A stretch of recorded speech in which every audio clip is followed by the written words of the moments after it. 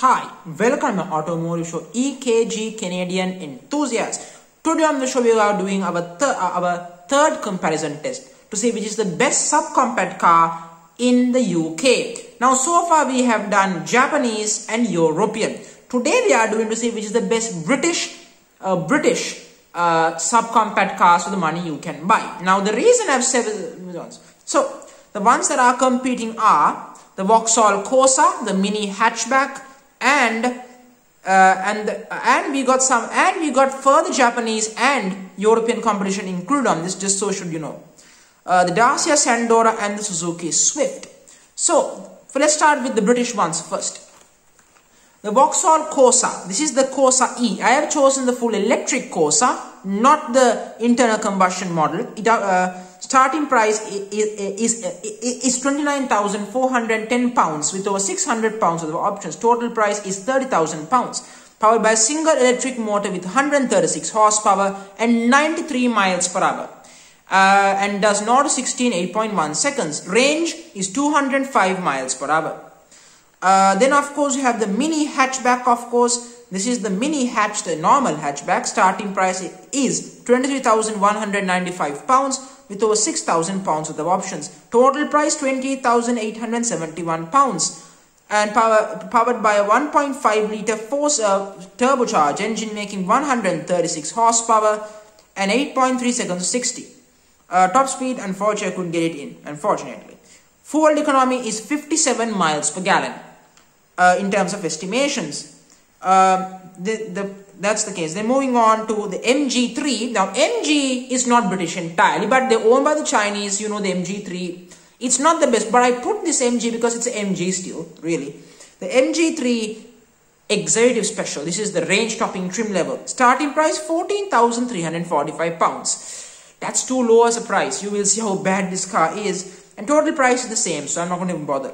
Powered by a 1.5 litre 4-cylinder engine with 105 horsepower, 10.4 seconds to 60. So you get the idea. CVT gearbox, yes, and 43 miles per gallon. That's a bit of a letdown. The Dacia Sandro. Yep, I love Dacia. Now this is not British, of course. This is not British, but the Dacia Sandro. Now this is the range-topping comfort variant. Starting price £11,745 with over £2,945 of the options. Total price £40,690. The Dacia Sandro will punch above its weight in this comparison test, as you will see.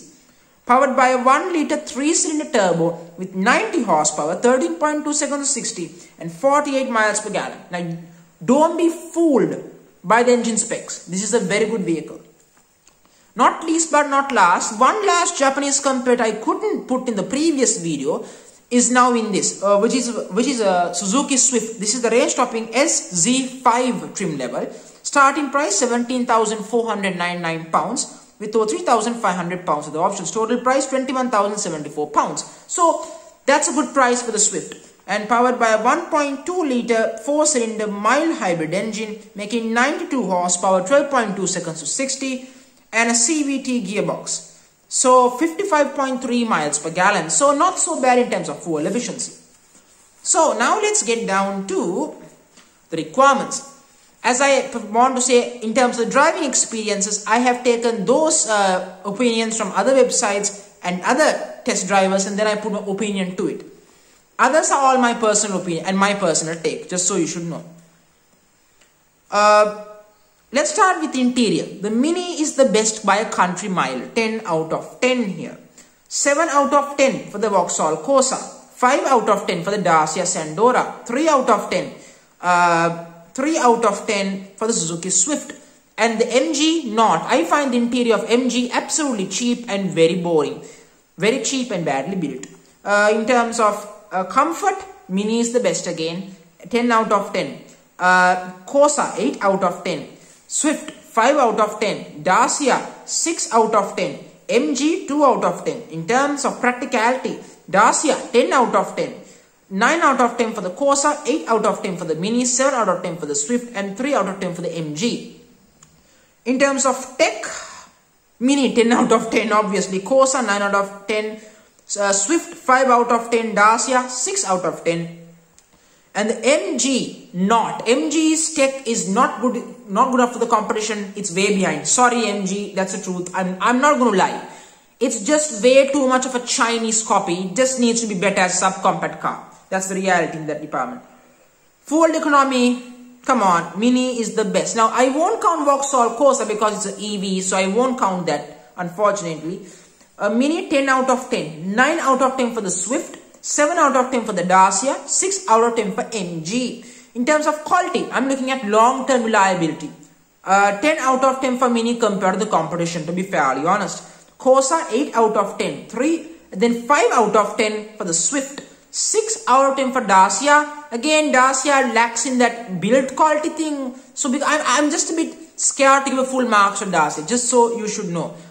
MG, 3 out of 10. MG is unproven, it's Chinese built, and I'm not quite sure it has the long test of time in terms of durability. It hasn't proven itself yet. So moving on from daily, now let's look at weekend requirements.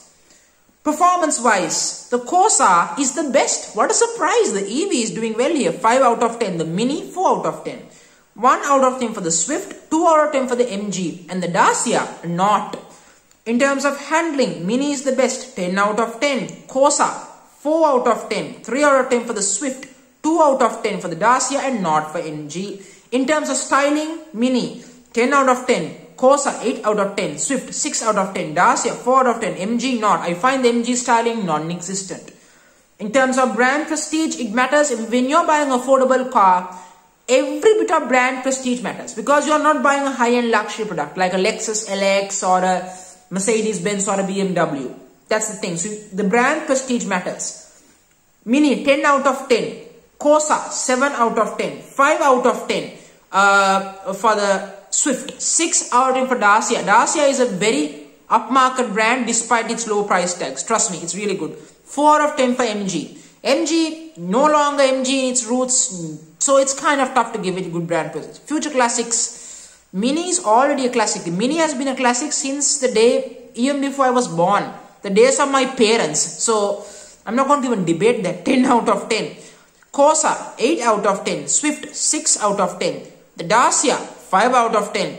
MG, 4 out of 10. In terms of value for money, there is no question here. The Mini is the best. 10 out of 10. The Corsa, 8 out of 10. Swift, 6 out of 10. But Dacia punches above its weight. 7 out of 10. It's 7 to 6 grand cheaper than the Swift. But yet in some areas, it's better.